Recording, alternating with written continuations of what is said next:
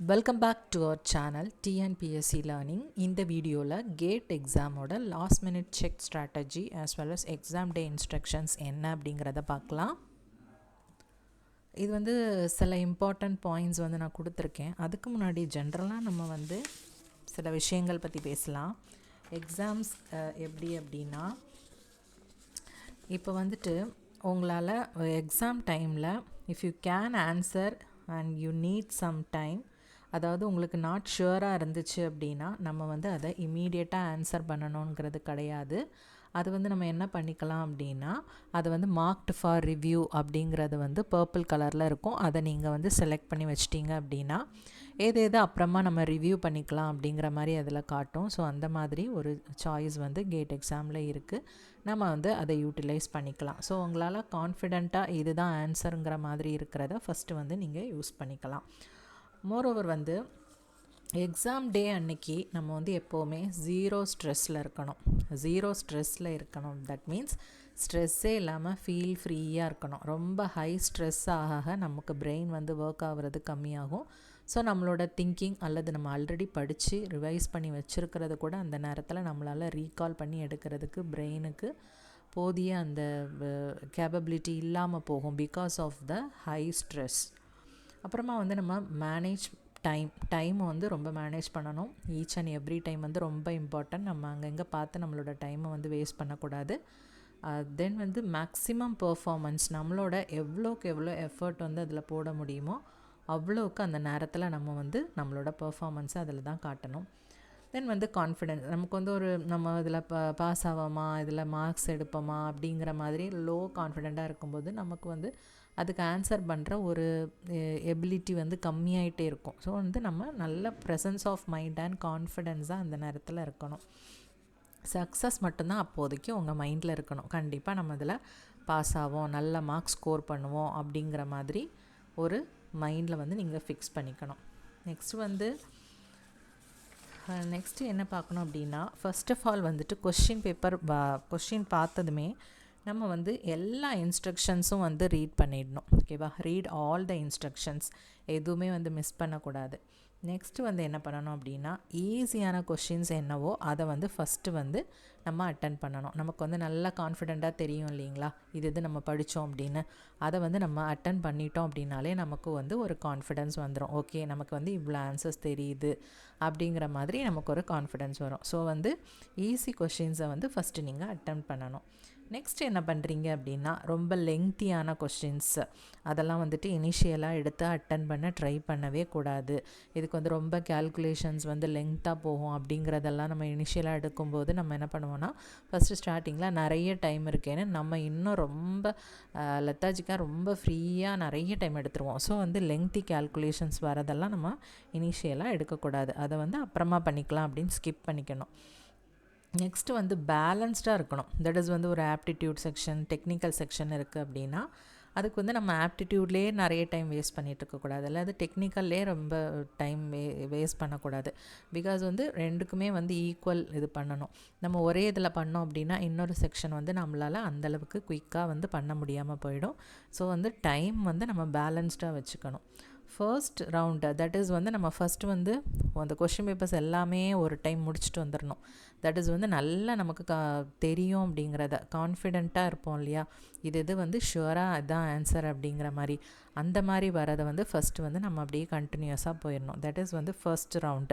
அது ஒரு 30 to 40 மினிட்ஸ்க்குள்ளே நீங்கள் ஃபுல் கொஷின்ஸும் ஒரு ரவுண்டு போயிட்டு வந்துடணும். அதில் நமக்கு எது நல்லா தெரியுதோ அதெல்லாம் கண்டிப்பாக மார்க் பண்ணிட்டு வந்துடணும். செகண்ட் ரவுண்டில் தான் நம்ம அடுத்து என்னென்ன ஈஸியாக பண்ணலாம் அப்படிங்கிற மாதிரி ஃபில்ட்ரு பண்ணி நம்ம ஆன்சர் பண்ணிகிட்டே வரணும். நெக்ஸ்ட்டு பாயிண்ட், நீங்கள் என்ன இதில் யூஸ் பண்ணுறீங்க அப்படின்னா, don't spend too much of time in one question. ஒரே ஒரு கொஸ்டின்லேயே ரொம்ப நேரம் அதிலே நம்ம டைம் வேஸ்ட் பண்ணிகிட்டு இருக்கக்கூடாது. அது ரொம்ப மைண்டில் வச்சுக்கோங்க. தென் நம்ம டைமர் செக் பண்ணிகிட்டே இருக்கணும். அப்பப்போ நம்ம கரெக்டான இதில் தான் போகிறோமா, இவ்வளோ நேரத்துக்கு இவ்வளோ கொஷின்ஸ் நம்ம ஆன்சர் பண்ணியிருக்கோம், அது ஓகே தானா அப்படின்னு நம்ம டைமர் செக் பண்ணிகிட்டே இருக்கணும். தென் கேல்குலேஷன்ஸ் போடும்போது நம்ம ரஃப்பாக போட்டு ஒரு ஆன்சர்ஸ் எழுதிடுவோம். பட் வந்து அந்த கேல்குலேஷனை நம்ம திருப்பி பார்த்தா நமக்கே புரியாது நம்ம என்ன பண்ணி வச்சுருக்கோம் அப்படின்னு. ஸோ கேல்குலேஷன்ஸ் வந்து ரஃப் ஒர்க்னாலுமே அதை நீட்டாக பண்ணுங்கள். அதே மாதிரி தான் டயக்ராம், ஃப்ளோ சார்ட் அது மாதிரிலாம் யூஸ் பண்ணோம் அப்படின்னா அதுவுமே கிளாரிட்டியாக இருக்கணும். நெக்ஸ்ட்டு வந்து நம்ம பண்ணது கரெக்டு தானா நம்ம ஒரு ரிவ்யூ பண்ணோம் அப்படின்னா அந்த டயக்ராம் ஆர் கேல்குலேஷன்ஸ் நமக்கு புரிகிற மாதிரி இருக்கணும். அப்போ தான் நம்ம வந்து க்ராஸ் வெரிஃபை பண்ண முடியும். நெக்ஸ்ட் பார்த்திங்க அப்படின்னா கேல்குலேஷன்ஸ் நம்ம பண்ணிட்டோம் அப்படின்னா ஓகே அப்படின்னு ஃபஸ்ட் அட்டம்ப்ட்லேயே பண்ணக்கூடாது.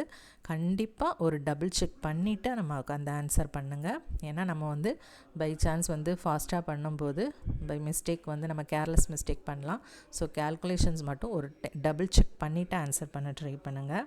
தென் வந்து focus on questions. Negative marks இல்லாத கொஷின்ஸில் வந்து நம்ம அதிகமாக ஃபோக்கஸ் பண்ணால் நல்லாயிருக்கும். தென் வந்து எல்லாரும் பண்ணுற ஒரு விஷயம் என்ன அப்படின்னா எல்லா ஆன்சர்ஸும் பண்ணதுக்கப்புறமா திருப்பி நம்ம ரிவ்யூ பண்ணுவோம். எல்லா கொஸ்டின்ஸும் ஆன்சர்ஸும் கரெக்டாக பண்ணியிருக்கோமா அப்படின்னு. அந்த நேரத்தில் நமக்கு நிறைய ஆன்சர்ஸ் வந்து மாற்றி மாற்றி பண்ணி வச்சுருவோம். கரெக்டானதையும் வந்து சேஞ்ச் பண்ணிடுவோம். ஒரு டென்ஷனில் லாஸ்ட்டில் வந்து நம்ம மைண்டு வேறு மாதிரி இருக்கும். பட் அந்த நம்ம இனிஷியலாக நம்ம பிரெயின் வந்து ஃப்ரெஷ்ஷாக இருந்தப்போ ஒரு ஆன்சர் சூஸ் பண்ணியிருக்கு அப்படின்னா அது கரெக்டாக இருக்கிறதுக்கு நிறைய பாசிபிலிட்டிஸ் இருக்குது. ஸோ நீங்கள் நெக்ஸ்ட்டு சேஞ்ச் பண்ணுறீங்க அப்படின்னா 100% இதுதான் ஆன்சர் அப்படின்னு உங்களுக்கு தெரிஞ்சு கன்ஃபார்மாக இருந்துச்சுன்னா மட்டும் அதை சேஞ்ச் பண்ணுங்கள்.